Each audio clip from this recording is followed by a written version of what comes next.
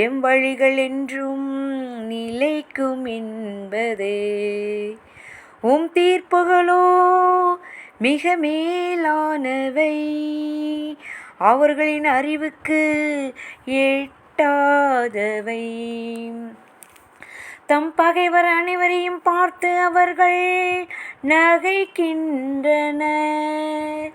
எவராலும் என்னை அசைக்க முடியாது, எந்த தலைமுறையிலும் எனக்கு கேடு வராது என்று அவர்கள் தமக்கு சொல்லிக் கொள்வர். அவர்களது வாய் சாபமும் கபடும் கொடுமையும் நிறைந்தது. அவர்களது நாவினடியில் கேடும் தீங்கும் இருக்கின்றன.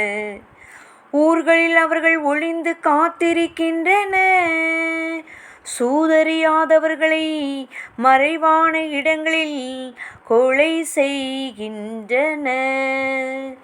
திக்கற்றவர்களை பிடிப்பதிலேயே அவர்கள் கண்ணாயிருக்கின்றனர்.